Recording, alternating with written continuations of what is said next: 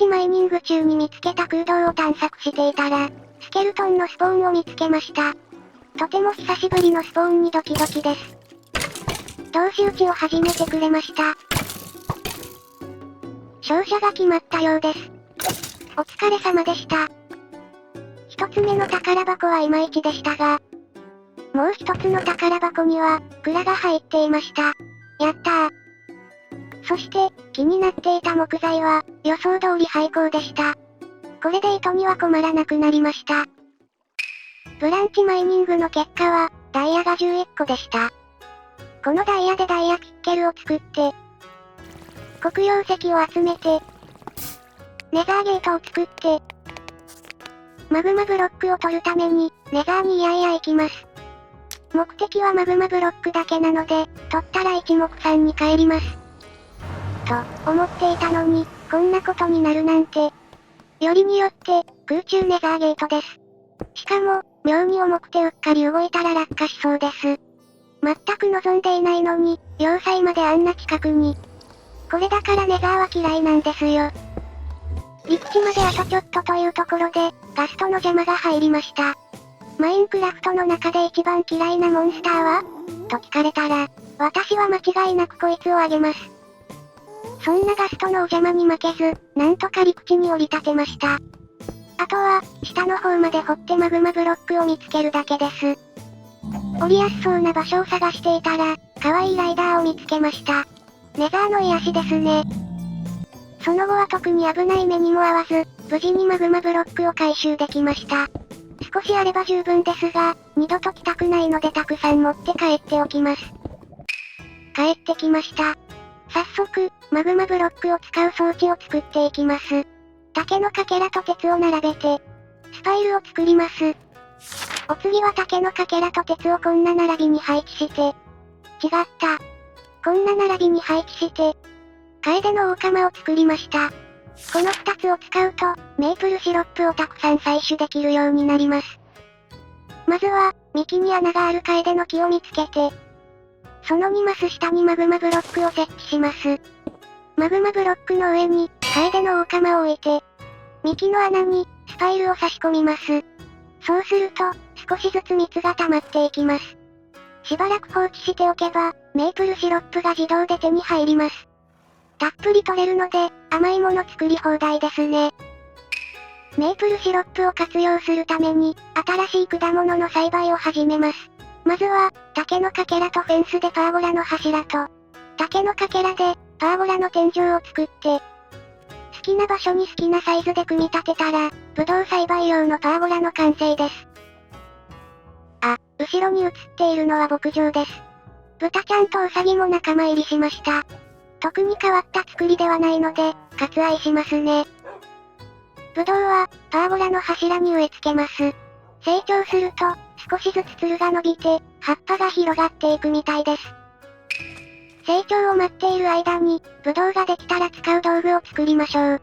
竹のかけらと、原木を使って、樽を作ります。とりあえず2つ作っておきます。並べ方を変えて、一緒に使うストレージバレルも作っておきました。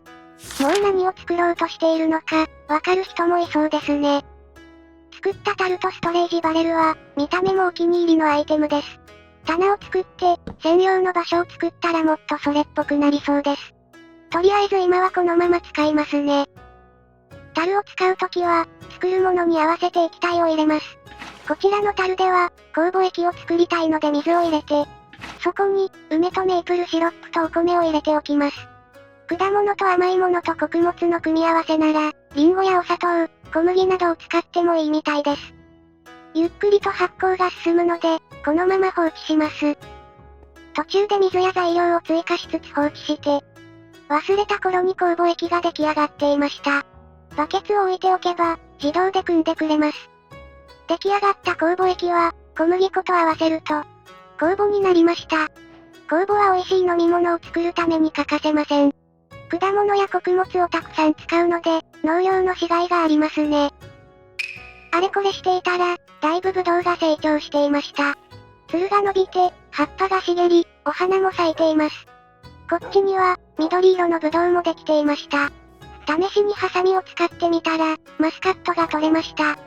みずみずしいマスカット、大好物です。ワンコは食べたらダメですよ。しばらくしたら、紫色のブドウもできていました。今回欲しいのは、この紫色のブドウの方です。できている分だけ収穫しましょう。皆さんは、ブドウ狩りに行ったことがありますか？取れたてのブドウは、香りがすごくいいです。ブドウが好きだったら、ぜひ行ってみてください。ブドウをたくさん収穫しました。バケツにいっぱいのブドウを入れて、ブドウ果汁を作ります。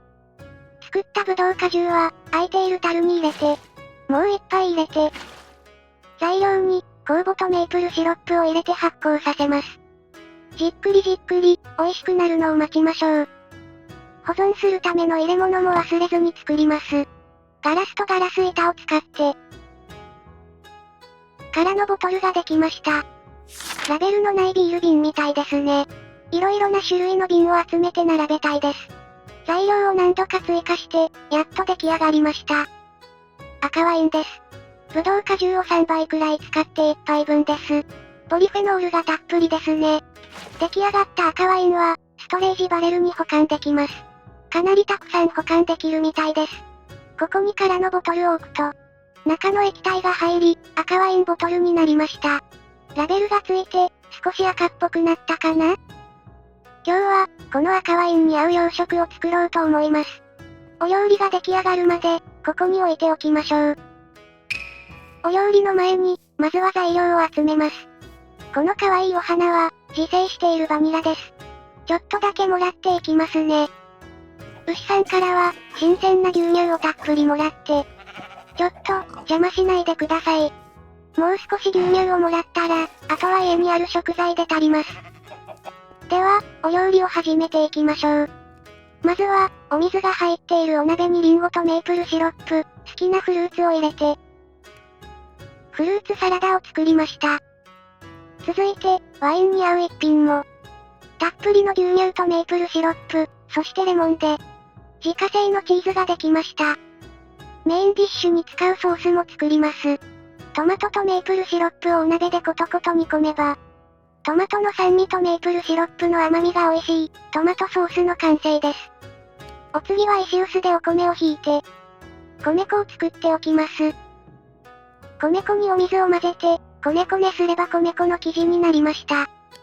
できた生地をかまどで焼き上げれば、もちもちな米粉パンに、米粉パンを石臼で細かくしたら、パン粉が作れます。できたばかりの生パン粉と、牛乳、玉ねぎ、牛肉と豚肉を混ぜてこねて成形したら、ハンバーグの生地ができました。付け合わせに、キャベツも切っておきます。コールスローにしてもいいですね。ハンバーグ生地は、かまどで焼いて、肉汁を閉じ込めたふっくらハンバーグにしたら、トマトソースをかけて、キャベツを添えて、ハンバーグプレートの完成です。ものすごくお腹が減りました。最後は、バニラをかまどで焼いたら、お鍋に牛乳、卵、たっぷりのメープルシロップと一緒に混ぜて蒸して、デザートのメープルプリンを作りました。あとは米粉パンをつければ、本日のご飯の完成です。今日は、お外で優雅にいただきます。メインディッシュのハンバーグに、フルーツサラダ、米粉のパン、チーズとプリンもある豪華な洋食セットです。もちろん、作った赤ワインも持ってきました。では、グラスに注いで。とても鮮やかな赤色のワインですね。浴衣と同化してしまいましたが、透明のグラスに入ってとても美味しそうです。では、いただきます。おお。あ、これはなかなか。空腹時にワイン一気飲みはまずかったですね。でも、もう復活しました。改めて、いただきます。美味しい。お肉最高です。チーズを乗せて食べても絶対美味しいですね。今回は、ワインを作ったので洋食セットにしてみました。他にも色々なお酒が作れるので、またそれに合ったお料理を作っていこうと思います。それでは、今回はここまでです。ご視聴いただき、ありがとうございました。